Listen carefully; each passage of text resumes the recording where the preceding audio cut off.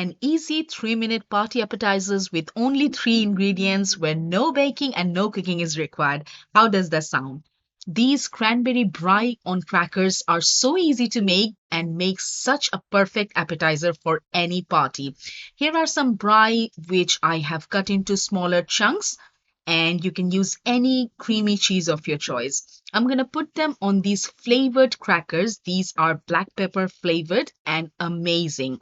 So I'm just going to lay them on my final dish and it's done. As I said, it's a 3-minute job.